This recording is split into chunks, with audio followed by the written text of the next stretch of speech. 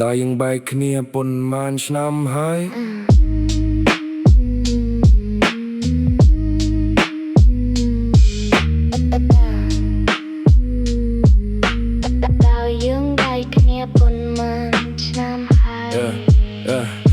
5 ឆ្នាំ10 ខែដែលអូនចាក់ចេញទៅពេលវេលានៅត្រឹងក្នុងចិត្តបងនៅម៉ោងសៅបន្សល់ទុកនៅរបួសពេលដែលអូនសំចែកផ្លូវបន្សល់ស្នាមដៅឲ្យបងរស់នៅគ្មានគោលដៅមួយឆ្នាំទៅមួយឆ្នាំបងឈឺស្ទើររកសៃបេះដូងចង់រៃស្រែកហៅឈ្មោះថ្លៃមិនឈប់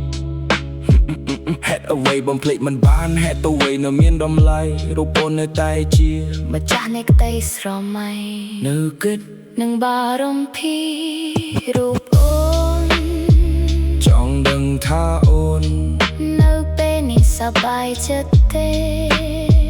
នៅក្បែររូបគេតើគេមើលថែបានអឬអត់តើគេចេះថ្នមតើគេស្មោះត្រង់ឬធ្វើឲ្យអូនទឹកភ្នែករាល់ថ្ងៃដែលកូនឡងបងរស់ជាមួយស្រមោចិត្តចង់ដើរចេញតែជើងបោះជំហានមិនកើតស្រាំមួយកែជួយបំភ្លេចតែមួយយប់តែពេលភ្ញាក់ឡើងស្នាមញញឹមអូនតាមលងមិនឈប់អូនសំបែកបងទាំងដែលបងមិនតន់ត្រៀមចិត្តអូនផ្ដាច់ចំណងទាំងដែលបងមិនតែទាំងគិតចង់កសាងអនាគតជាមួយស្រីតែពេលនេះសល់ត្រឹមតែក្តីស្រមៃនៅគិតនឹងបារម្ភីរូបអូនចង់ដឹងថាស្មួននៅពេលនេះសប្បាយចិត្តទេនៅក្បែររូបគេតើគេមើលថាបានអឬអត់តើគេចេះថ្នមតើគេស្មោះត្រង់ឬធ្វើឲ្យអូនទឹកភ្នែក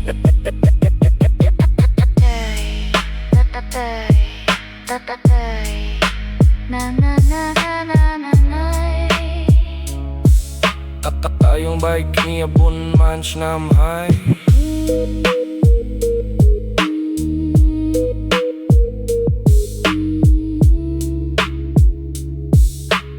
តើយើងបែកគ្នា4 ម៉ានឆ្នាំហើយឆ្នាំ